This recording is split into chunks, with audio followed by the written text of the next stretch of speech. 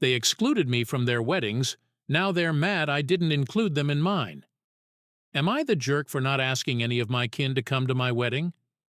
Here's my story. I'm a 24-year-old woman, and I'm planning to get hitched soon. I got a bunch of older kin. There's my 33-year-old sister, Mandy, my 35-year-old brother, Joe, and my twin brothers, Kyle and Kurt, who are 31 years old. They're all hitched already.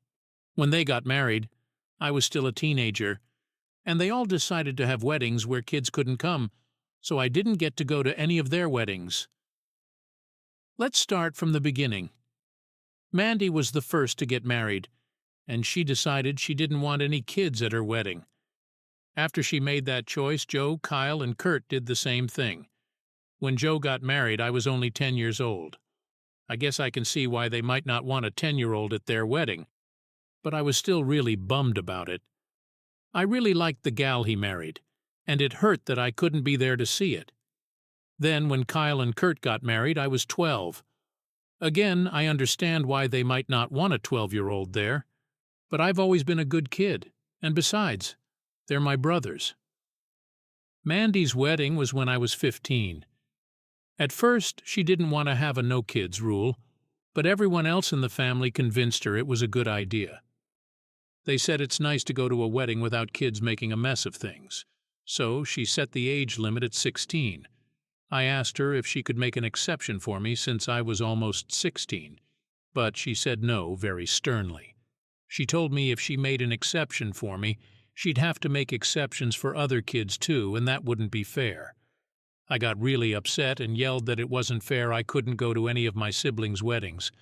My folks didn't like how I reacted, and they grounded me. By the time Kurt got married, I was 17. I knew it was going to be another wedding without kids, and I didn't even bother getting upset this time. I just sent a simple congratulations message. My folks were mad at me for not making more of an effort to celebrate with them, but I just stayed in my room with my fiancé GC, Jake. Now that it's my turn to get married, I've decided not to invite any of my kin. I felt left out of their big days, so now I want them to know how that feels. When they realized they hadn't received invitations to my wedding, they all came over to ask why.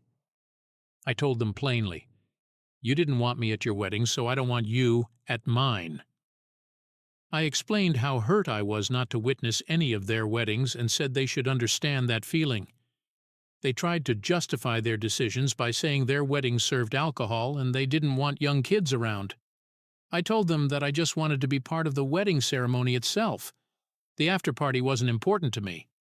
But then my mom started yelling about how unfair I was being and how she dreamed of having all her children together on such a special day. The irony of her statement didn't escape me, but I stood my ground. I was determined not to invite them, feeling justified in my decision. Before I share an update on the situation, let me tell you about the general consensus from the top comments I got. Folks overwhelmingly agreed that I wasn't in the wrong. They found it harsh and unnecessary that my siblings chose to exclude me from their weddings. The excuse they used about alcohol not being suitable for children at such events was seen as just that, an excuse. It's not hard to prevent kids from accessing alcohol at family gatherings. Some pointed out that while it's fine to have an adult-only wedding due to various reasons, like the potential for young guests to cause disruptions or the additional costs involved, excluding a close family member is unheard of. I wasn't just any kid. I was their sister. Being left out of such significant family milestones felt not only inappropriate but deeply hurtful. It highlighted a strange and unwelcoming distance between me and my siblings, making it hard to feel close to them or my mom. People suggested that I should firmly communicate my decision to my mom and then end the conversation if she kept trying to change my mind. If my mom truly wanted her kids to celebrate together, she had numerous chances to ensure I was included in my siblings' weddings but chose not to take them. By not standing up for me then, she missed her chance to create those unified family memories she now desires. One commenter cleverly noted that my mom's current attempts to guilt me into changing my wedding plans were like a missed opportunity for her to discipline my siblings when they excluded me, similar to how I was grounded for expressing my disappointment.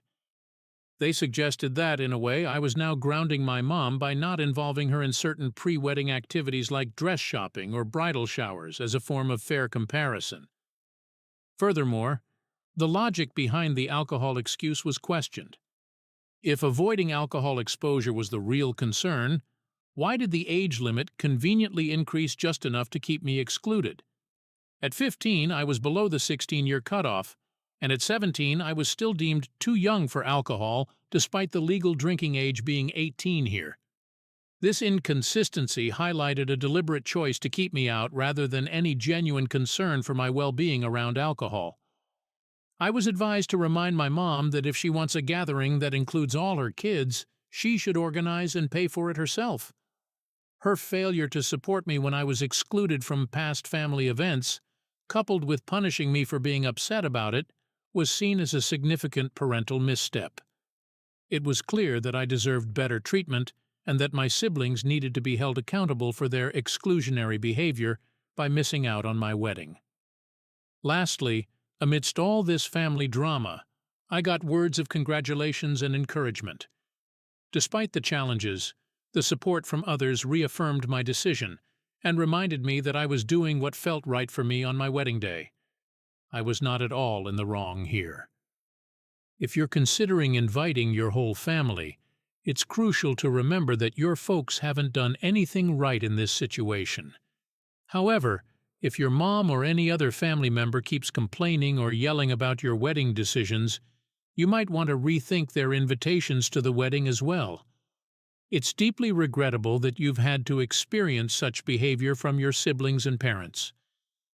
If I were in your shoes and my family caused trouble over my wedding choices without ever apologizing for their past actions, I'd consider reducing contact with them to a minimum. If they kept causing problems, I might even stop talking to them altogether. Congratulations on your upcoming wedding. I hope your marriage is filled with happiness and that you thoroughly enjoy your ceremony and celebration. Now for the update. The day after I shared my story, I had a conversation with my family. I told them the only condition under which I would invite them to the wedding was if they explained their actions in full detail. Otherwise, they wouldn't get an invitation. There was a moment of awkward silence and some confused looks before they finally shared the truth with me. It turns out I'm actually the cousin of my siblings, and I was raised by my uncle, who is my father's brother. After my own father passed away, my family doesn't know who my mother is. Because I was young and needed a lot of care, I wasn't seen as a sibling by them, which led them to distance themselves from me. My brothers admitted to sometimes feeling resentful towards me. My parents expressed shame for not having told me this sooner. The whole situation left my cousin feeling uncomfortable, and I decided to leave. In the end, my fiancé Jake and I chose to elope. We realized that the traditional wedding wasn't what either of us truly wanted. What mattered most was being with those closest to us, so we celebrated in a small, intimate ceremony with just a few friends. We decided to save the money we would have spent on a big wedding for a trip to our dream country. My parents were upset that we didn't have a big celebration, but honestly, I don't mind. The day was about us and what we wanted.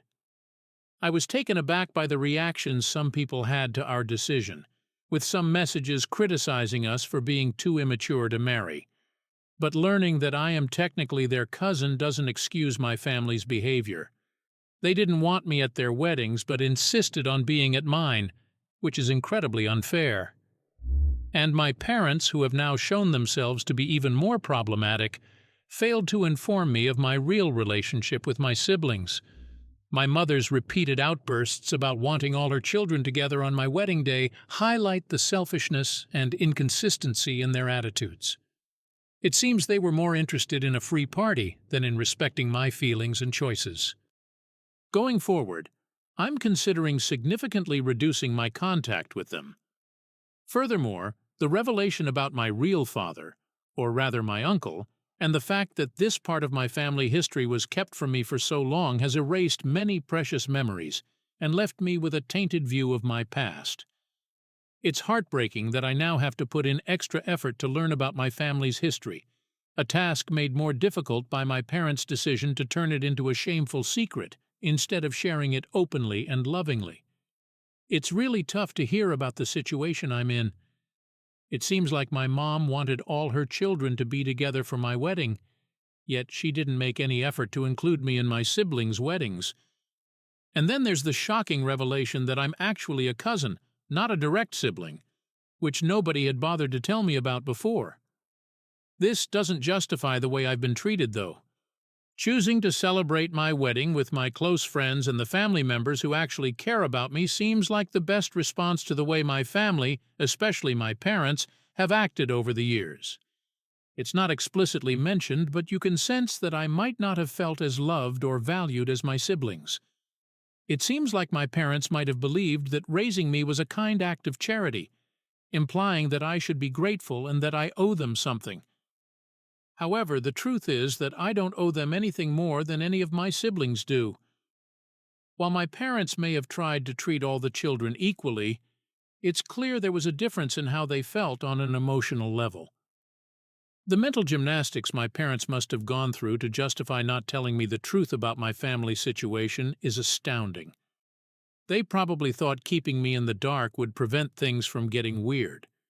But instead, it led to a situation where I felt alienated and despised by my siblings. The whole scenario is just absurd. Now, moving on to another tricky family situation.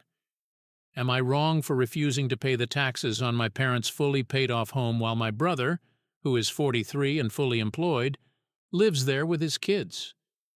My parents are both retired and collecting their Social Security and pensions. My brother, Mark, occupies 3 of the 4 bedrooms in their house, 1 for himself and 2 for his kids. He pays $1,200 a month in rent to my parents, even though the going rate for a 3-bedroom house in their area is at least $2,300. After my parents paid off their house, they started asking my sister and me to help with the property taxes. They've told me that I would inherit 25% ownership of the house, with Mark getting 50% and my sister Jenny the remaining 25% after they pass away. Clearly there are no favorites in this family, right? When I questioned how much they needed so I could cover my share of the taxes, my mother announced that she and my dad wanted to retire fully and would like me, Mark, and Jenny to take over the tax payments. I wondered why the rent Mark pays isn't considered sufficient. He's never moved out and has been depending on my parents for his entire life. My mom defended him, saying he helps out by running errands, then suggested I should reduce the child support payments to my ex-wife, Linda, with whom I have 2 sons. So let me get this straight.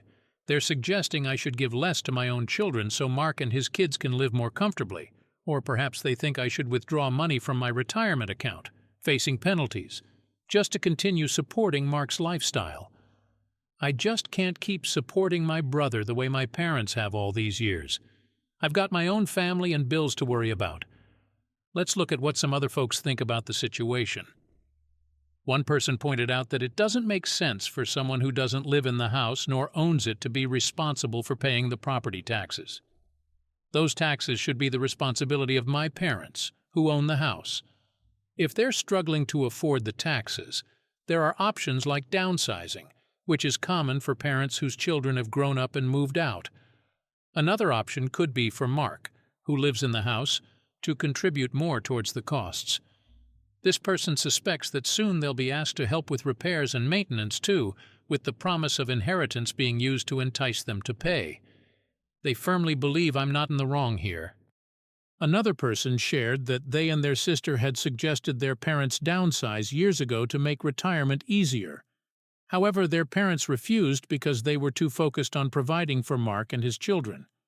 Now that the house is paid off, it's shocking to them that their parents are asking for money, especially when Mark should be contributing more given the amount of space he's using despite working fewer hours by choice.